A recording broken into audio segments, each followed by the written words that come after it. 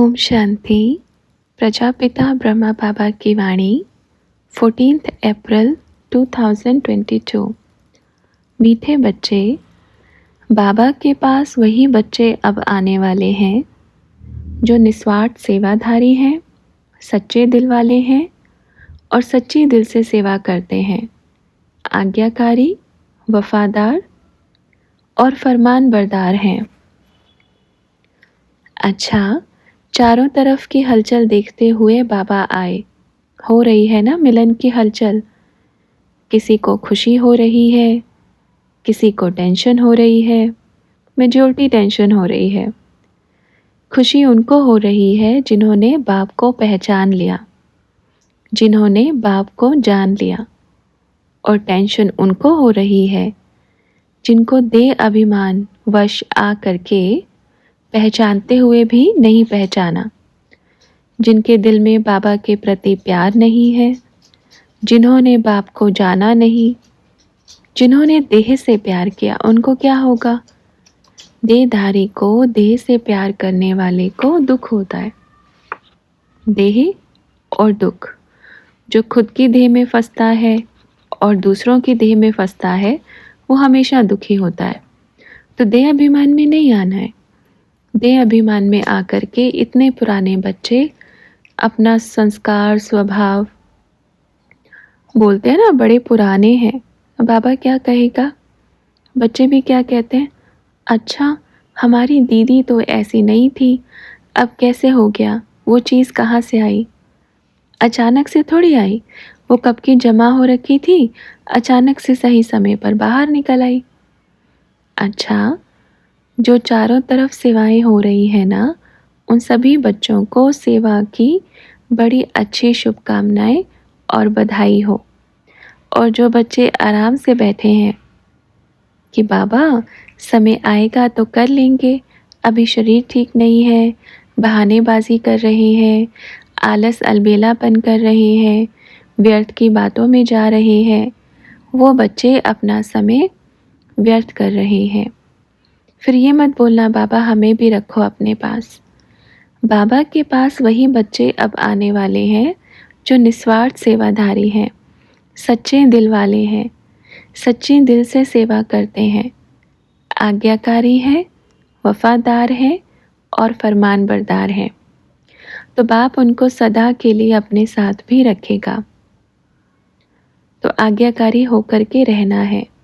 और जो बच्चे वर्तमान में आज्ञाकारी नहीं हैं, लौकिक धन के पीछे दौड़ रहे हैं और कमावें और कमावें, लौकिक धन के पीछे दौड़ी पहन के अलौकिक कमाई को छोड़ रहे हैं, तो बाबा ने कहा भल बच्चे अपने शरीर निर्वाह अर्थ कर्म करो, लेकिन अलौकिक कमाई भी ज़रूरी होती है और लौकिक कमाई तो विनाशकारी है। तो अलौकिक कमाई कितने की है? सभी बच्चे जहाँ जहाँ बैठे हैं वो चेक करें।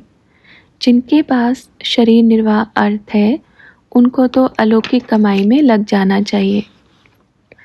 पहले सेवा कैसे करते थे? जितना बोला जाए उतना करो, बस उस स्थान पे, उस एरिया में नहीं जाना है, क्योंकि वो एरिया अपना नहीं है। उस एरिया में सेवा नहीं करनी है, क्योंकि वो एरिया अपना नहीं है। यही था पहले। उस इलाके में जाना भी नहीं है, क्योंकि वहाँ का जो स्थान है वो दूसरा एरिया है। अब तो सब फ्री है। फ्री है ना? कोई नहीं फ्री होना चाहता। अपने संस्कारों के कारण उसकी अलग बात है, वो अपना हिसाब किताब अपने आप देखे। लेकिन वर्तमान समय बाबा ने क्या किया है? ना तेरा एरिया ना मेरा एरिया। किसका एरिया? मेरे बाप का एरिया।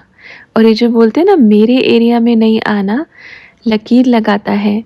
तो बाबा अपने सब बच्चों की टीम लेकर के पहले उसी एरिया में जाएगा। ये ज़रूरी है। किसने बनाया एरिया? बाबा ने तो नहीं बनाया था। ना कभी सूक्ष्म वतन एरिया के दायरे में आया था, ना कभी परमधाम आया। ये दुनिया भी नहीं थी जब बाबा ने स्थापन किया सतयुग।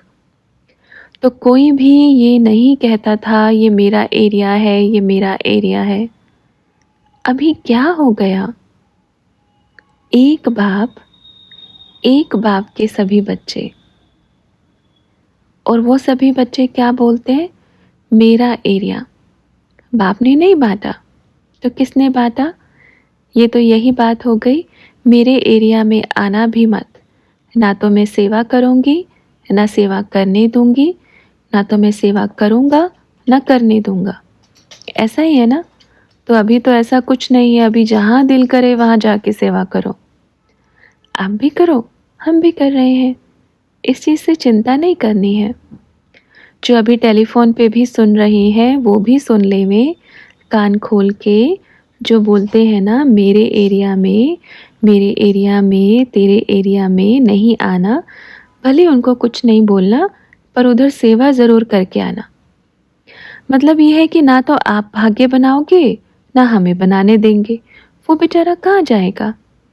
तो हर जगह जाओ, मंदिर में जाओ, लाइन में लग जाओ, कहीं पर भी दिल करे, मेले मलाखड़े में जाओ, किसी भी मंदिर में जाकर के सेवा करो।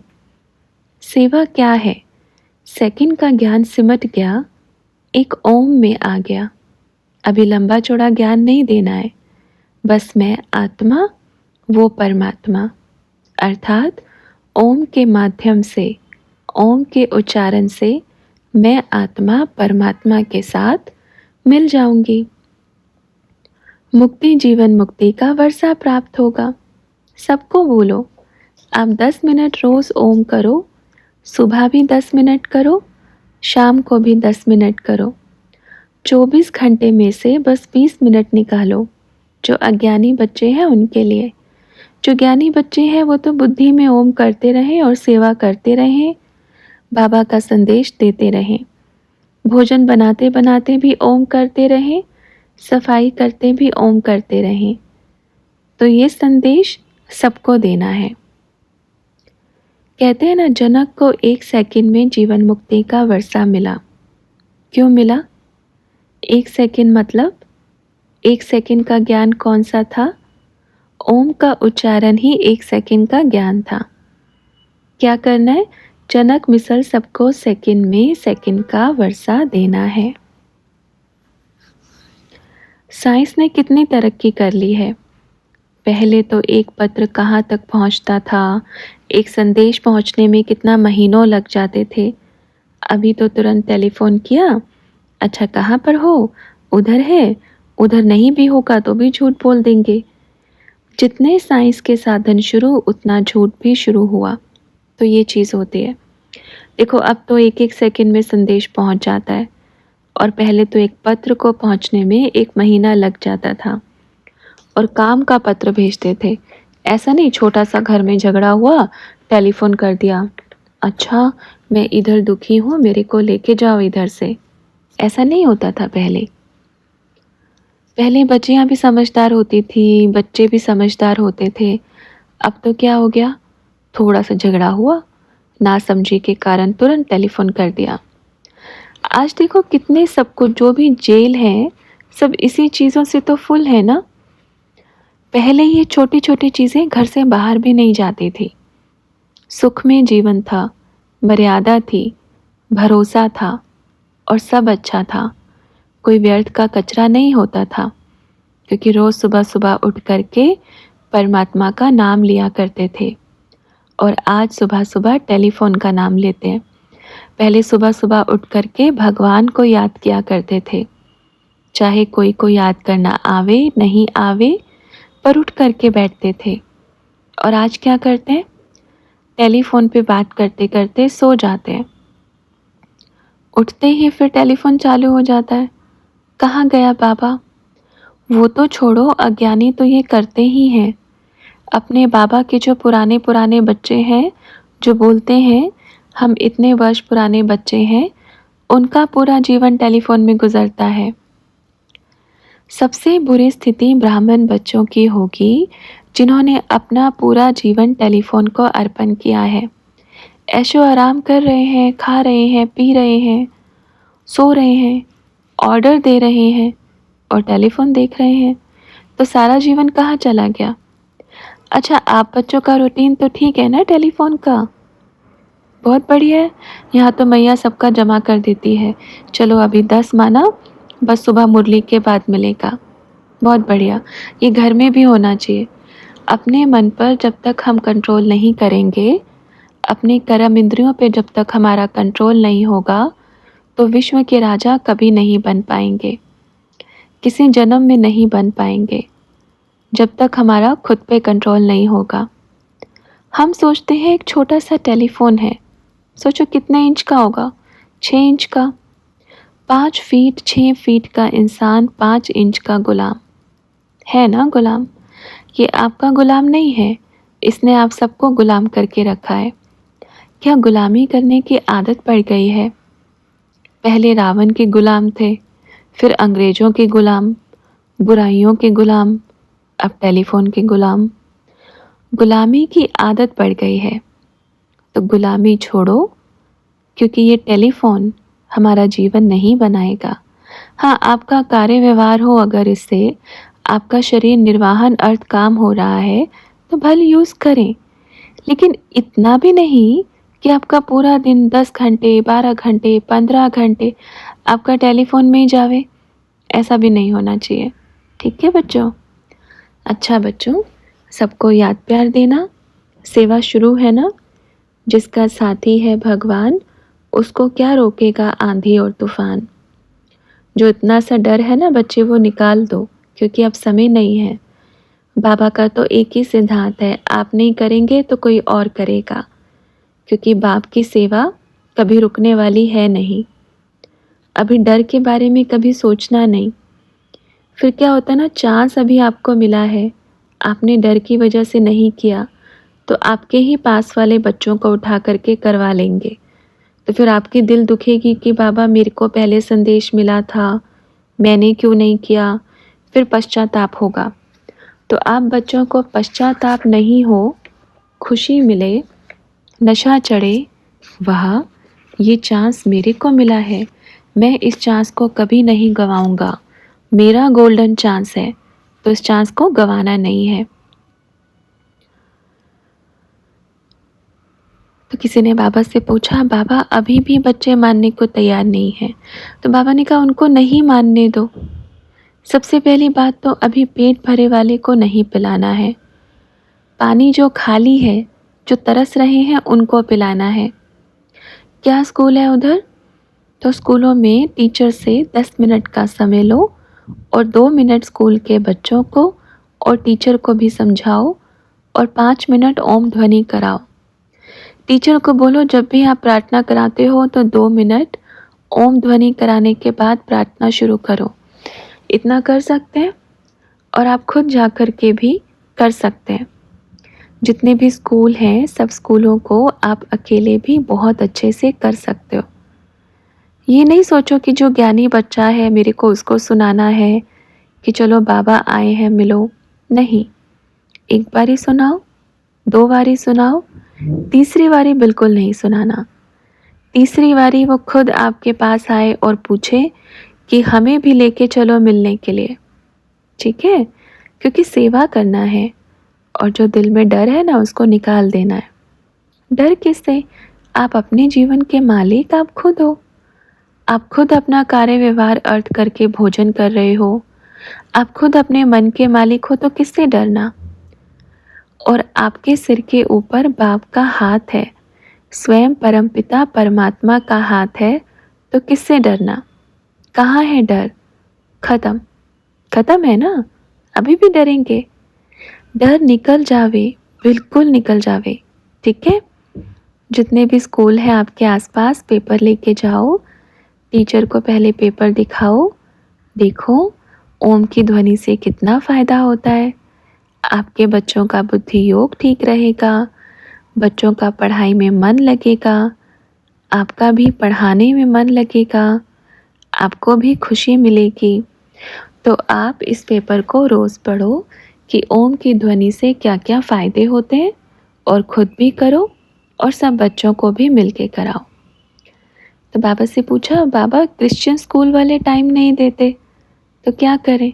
बाबा ने कहा आप एक बार बात करके देखना, लेकिन ज़्यादा बात नहीं करेंगे। जब परिवर्तन देखेंगे ना तो अपने आप आएंगे सब निकल के। ये कौन क्रिश्चियन स्कूल है? सबको अपने में कन्वर्ट कर रहे हैं ना, वो तो कन्वर्ट का काम है। और कन्वर्ट वाले कभी ना कभी तो निकल कर आएंगे ही आएंगे। जो ज़बरदस्ती कन्वर्ट कर रहे हैं, हो रहे हैं, वो तो आएंगे ना कभी। वो सोचते हैं कि सबको क्रिश्चियन बना देंगे तो हम पूरे विश्व पे राज्य करेंगे। लेकिन उनके बुद्धि में अपने प्यारे बाबा क्या सोचते हैं, अपने बाबा का प्लान क्या है, मनुष्य का प्लान क्या है। दोनों के प्लान में दिन और रात का फ़र्क है। सबके प्लान फेल हो जाएंगे जब अपने बाबा का प्लान निकलेगा। तो आप भल क्रिश्चियन स्कूल में जा कर के बात करो, लेकिन सेवा करने के पहले अपना डर ख़त्म करो। क्योंकि दृढ़ता जितनी होगी ना जीवन में, तभी तो आप सेवा कर पाएंगे। नहीं तो खुद दिल धक धक है, दूसरों को ओम कराएंगे तो दूसरों के मन में भी डर जाएगा। होता है ना, जो मेरे दिल में है, जो मेरे अंदर है, वही मैं दूसरों को दे रहा हूँ। तो उनको आप पावरफुल वाइब्रेशन दो, शक्तियाँ दो पावरफुल। और आप कब दे सकते हो, जब खुद का दिल मजबूत होगा, जब खुद आप पावरफुल होंगे, खुद शक्तिशाली होंगे, तभी आप सबको शक्तिशाली बना सकते हैं। कोई ये नहीं मानते कि बाबा आते हैं तो छोड़ दो, उनके साथ में टाइम वेस्ट नहीं करना है। उनको जल पिलाना है जो प्यासे हैं। जिन्होंने पहले से ही पेट भरा हुआ है, वो बोलते हैं ना, बाबा हम नहीं मानेंगे कि आप आते हो। बाबा ने कहा आप ही मानेंगे, आज नहीं तो कल मानेंगे। बच्चे ही मानेंगे ना, कोई बात नहीं, आज नहीं मानेंगे पर कल तो ज़रूर मानेंगे। जैसे सतयुग आता है, पहले पूरा हलचल हो गई, फिर बाद में क्या होगा, हलचल पूरा शांत हो जाएगा। कोई बात नहीं, इतने समय। अब माया कहाँ है, पुरुषार्थ कहाँ गया। स्टूडेंट सिखा रहे हैं माया में और भगवान में फ़र्क, तो कहाँ गए बताओ। यही तो आत्मा के पाठ में फेल हो गए। मेजॉरिटी बच्चियाँ, मेजॉरिटी बच्चे आत्मा के पाठ में एकदम कांटा, क्रॉस, 0 नंबर है। उनको जो शरीर को देखते हैं, जो देह को देखते हैं, जो देह के धर्म को देखते हैं, जो जात पात को देखते हैं, उन बच्चों के पुरुषार्थ में आज बाबा 0 दे रहे हैं, एकदम 0, यहाँ भी और ऊपर सूक्ष्म वतन में भी। जब रिजल्ट आउट होकर के जाएगा ना, तो सबके नीचे 0/0 मिलेगा सबको। आप बच्चों के लिए तो बाबा परम धाम से आ गए, तो आप बच्चों के लिए बाबा कहीं भी जाएंगे। बाबा का तो कार्य है ना। क्योंकि वर्तमान समय जैसे बोलते हैं, राम जब अयोध्या से निकला तो पूरे विश्व में चक्कर लगाया। जिसने पहचाना उसने पाया, जिसने नहीं पहचाना उसने खोया। तो अब बाबा को जिसने पहचाना वो राम की टीम में है, और जिसने नहीं पहचाना वो अपने आप अपनी टीम को फिक्स कर लेवे, अपन नहीं बोलेंगे। बाबा क्यों बोलें कि वो रावण की टीम में है, वो तो अपने आप फिक्स कर रहे हैं ना। क्योंकि वर्तमान समय में बोलते हैं ना, कलंगीधर अवतार होगा, तो ये समय वही है। बिना मतलब के गालियाँ, कुछ भी सोचना, शरीर को देख कर के गालियाँ देना। कई बच्चे कहते हैं अरे वो ऐसी दिखती है, उसमें बाबा कैसे आएगा। नहीं नहीं, ऐसी शक्ल वाले में बाबा नहीं आ सकता। कलंकीधर अवतार, बाबा ने कहा यही देह अभिमान तोड़ने के लिए बाबा आए हैं। और वो कौन है, कैसी है, क्या पार्ट है, वो तो आप नहीं जानते। और जो बोलते हैं वो तो छोटी सी है, अभी अभी आई है। अरे छोटी सी कहाँ, बहुत बड़ी है, और अभी अभी आई है। नहीं, उनको बोलो आपकी माता जी हैं, वो तो बहुत पहले की आई हुई हैं। अपनी माता जी को नहीं पहचाना, कोई बात नहीं, अगली बार पहचानेंगे। बच्चों, अब जाकर के शेर के जैसे सेवा में लग जाओ। ऐसे नहीं कि बाहर से कुछ आया तो चूहे के जैसे बिल में घुस गए। अपने को चूहा नहीं देखना है, चूहा बनना भी नहीं है, भेड़ बकरी भी नहीं बनाना है, और शेर बनना नहीं है, शेर हैं। बस अपने संस्कारों को, अपनी शक्तियों को इमर्ज करो। ये कैसे बच्चे हैं जो इतना डर बिठाया हुआ है? कौन से बाबा से मिल रहे हैं जो इतने डर में जी रहे हैं? भक्ति मार्ग वालों को कोई डर नहीं होता, वो सब जगह घूमते हैं। उनको डर होता है? डर होता है क्या? नहीं होता। लेकिन अपने ब्राह्मण बच्चों में कूट कूट के डर बिठाया हुआ है। कहते हैं पाप चढ़ेगा, पाप आत्मा बनोगे, पाप कर्म होगा, सत्यानाश हो जाएगा। ये कोई ब्राह्मण बच्चों के वरदान है? ये वरदान है या श्राप है? आप देते रहो। जिसके ऊपर बाप का हाथ है उस पर कोई श्राप असर नहीं डालेगा। इसलिए डर निकाल दो कि बाबा उन्होंने मुख से ऐसा बोला है, उनको बोलने दो, क्योंकि जो अच्छाई की तरफ बांध जाएगा तो बाबा उसको घुमा देगा, फिर जहाँ से आया है सीधा वहाँ जाएगा। तो घायल कौन हुआ? वही हुआ ना, क्योंकि आपने बाण ही गलत दिशा में छोड़ा। आप डायरेक्ट बाप के ऊपर छोड़ेंगे तो क्या करेगा बाबा? बाबा को तो मालूम है ना रास्ता किधर से बनाना है, तो इसलिए यहाँ से पहले डर निकालो। जिसके दिल में दिलाराम बैठा हो उसके दिल कभी डर नहीं सकते, वो निडर होते हैं। डर वहाँ होता है जहाँ दिलाराम नहीं हो। समझ में आया? जिसके दिल में दिलाराम नहीं हो उसको डर होता है। जिसकी दिल ही बाप के प्यार से भरी हुई हो उसको डर नहीं होता। अपना कर्म करते चलो, बस ये ध्यान रखें मेरी वजह से किसी को दुख नहीं पहुँचे, मेरी वजह से किसी का अकल्याण नहीं हो। बस कर्मों पे ध्यान रखें, बाकी बाप के ऊपर छोड़ देना। अच्छा, सभी को बाबा की, अपने प्यारे मीठे बाबा की प्यार भरी दिल से याद प्यार। सभी खुश रहो और ऐसे ही सफलता की सीढ़ी पर चढ़ते रहो। कभी भी अपनी बुराई नहीं सुनो। सफल व्यक्ति की निशानी है कभी व्यर्थ ना सुनेगा, ना व्यर्थ बोलेगा, ना व्यर्थ देखेगा, और वही पूरे जीवन में सफल हो सकता है। अगर कोई आपके बारे में गलत भी बोल रहा है तो भी कानों पे पर्दा लगा लो, कोई बात नहीं, बोलने दो। बिना सुन करके आप जीवन बड़े मज़े से काटेंगे। सुन लिया तो अंदर हलचल होगी, मन में उसके प्रति गलत विचार आएंगे, व्यर्थ चलेगा, तो सुनो ही नहीं। अगर किसी ने बोला अरे आपके बारे में ऐसे बोल रहे थे, तो कहो अच्छा तो क्या हुआ, उसका मुख है, कुछ भी बोल सकता है ना, बोलने दो।